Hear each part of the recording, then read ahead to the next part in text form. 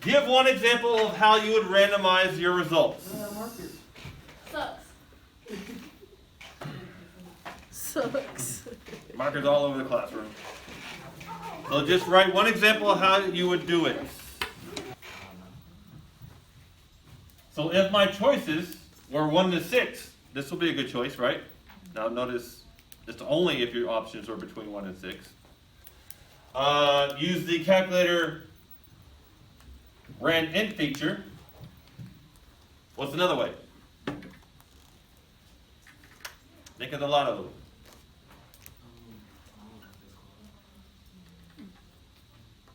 It's got a generic name for it. Pick in names out of a. Yeah. So names are numbers out of a hex. Now, assuming everything's equal, you don't know you have to pull those papers. Can't have one paper bigger than the other. That would be an unfair advantage. Anybody think of anything else to randomize your results? This will be the same as maybe using a computer, a random generator. So again, most likely you'll want to do something like this. Have the computer randomize your numbers for you. Dice has limitations. So, everybody got it right? Now, they're a zombie until the next person's out, and then it's over. And the other person's a zombie? No, there's only one zombie, and that is until the next person's out. That makes sense? So that just prevents people from ganging up on one team. And if you do get ganged up on, well, now you have a lot of fun. Then you can just start taking people out pretty quickly. Generate a random number between 1 and 50 using a graphing calculator. So show me you know how to do this in the calculator. Math, probability, all the way to number 5, random integer. I have an update, so you won't have this come up. But what you do is, this is your first number, your lowest value, to your largest value. This is your range between 1 and 50. And I say generate one number. You can put a 10 here, it'll generate 10 numbers using those randoms, or 5 or whatever. I suggest don't make it too big because you'll start running out of room here on your calculator and have to keep on scrolling. All right. Here we go. For many people, breakfast cereal is an important source of fiber in their diets.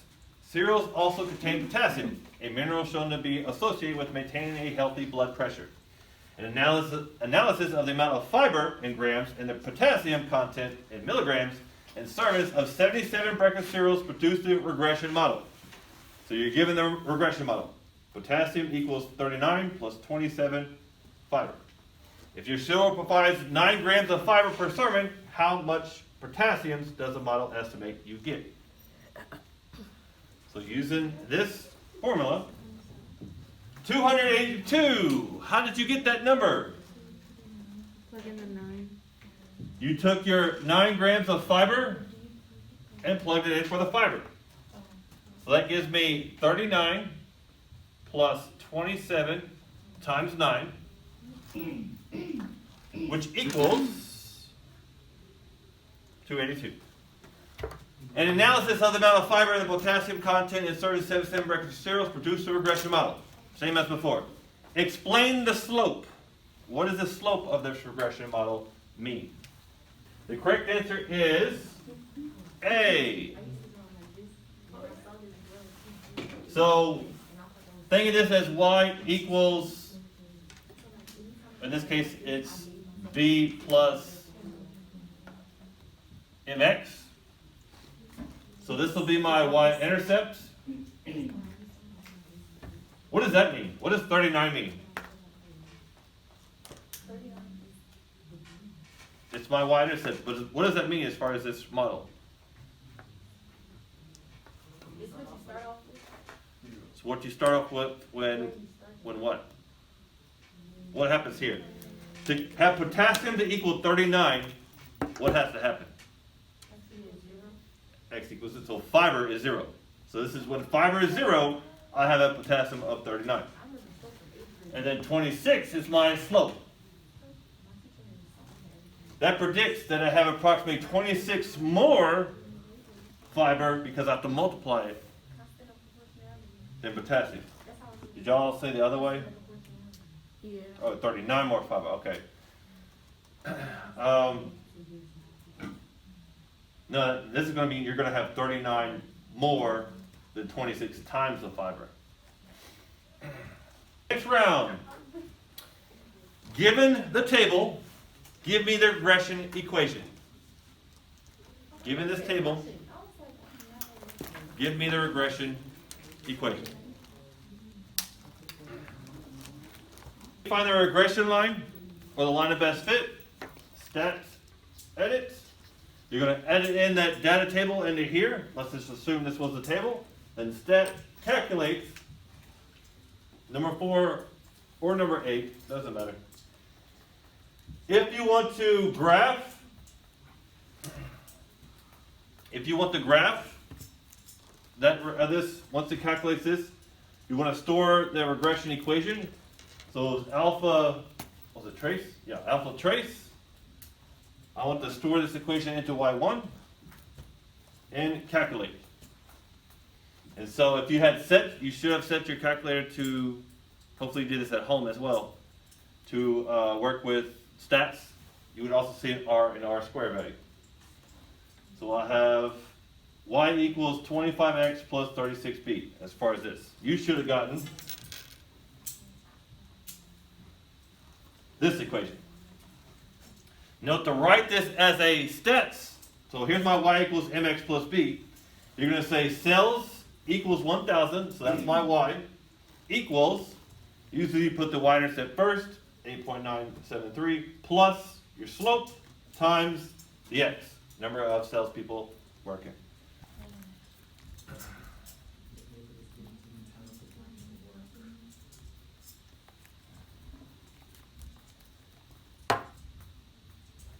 So,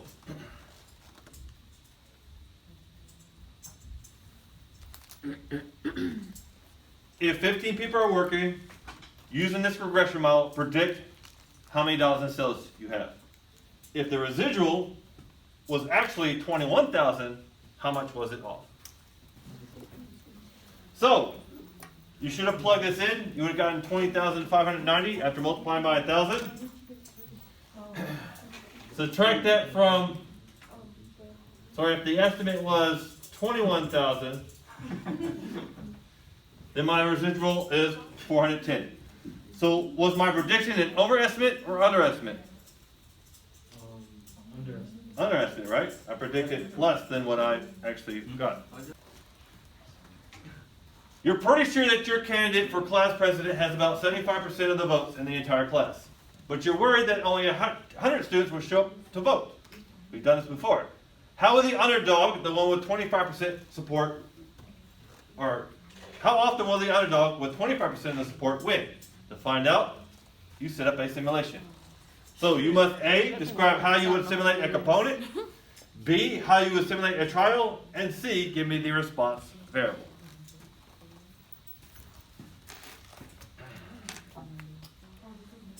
So, use 2 random digits, basically 1 to 100. The response variable is whether the underdog, well, that shouldn't be there. So given 0 to 74 was the majority, 75 to 99 the underdog. You did 1 to 25 was the underdog, 26 to 100 is also candidate, so there's not one true answer. So that's right.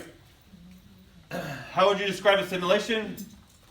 Examine 100 random numbers, count how many people voted for each candidate. So yeah, random number generator. And then response variable. The percentage of times the underdog is picked. Yes. How often the underdog won the election. It was the response variable. So very good. 18 is loose. Yay, lots of nukes. So what? Okay. So our component.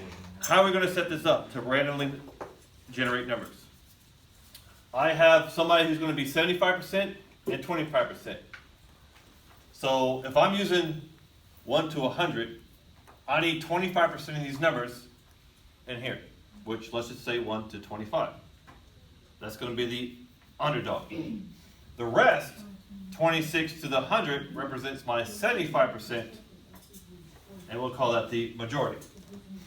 So when I randomly generate numbers, if I get a 23, who won? Or who voted?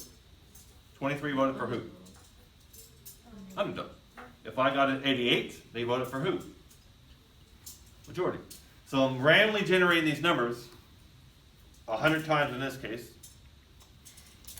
to see, because it's what? 100 students. So I'm doing this 100 times to seeing how they voted. And then the first one to how many votes wins? First one to have how many votes? 51, right? 51 would be the majority. So you keep on running this generator until you get one of these two to have 51.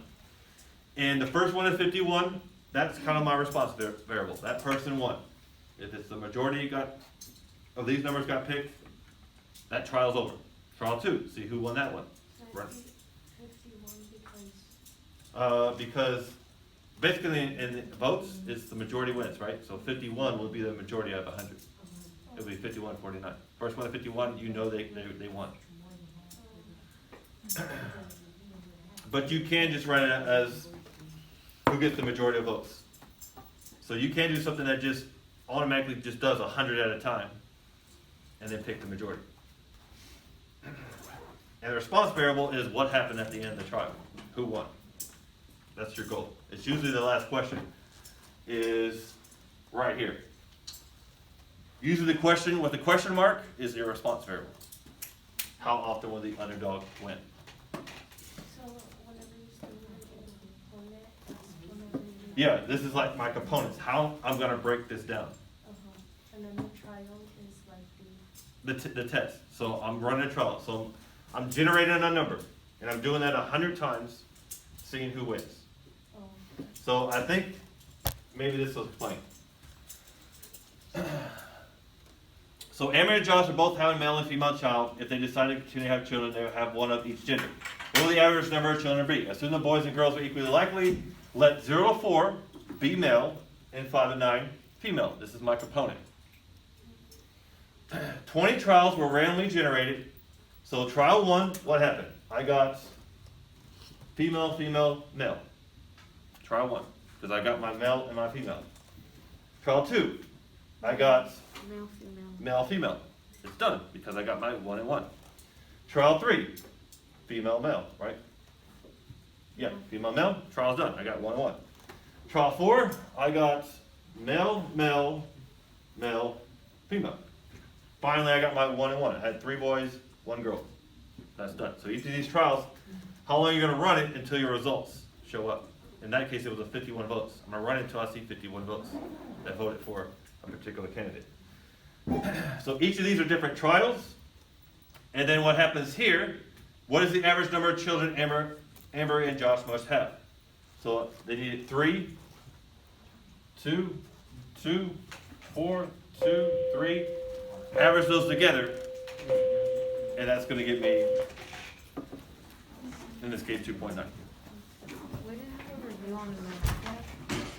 This is it. This is questions from my math.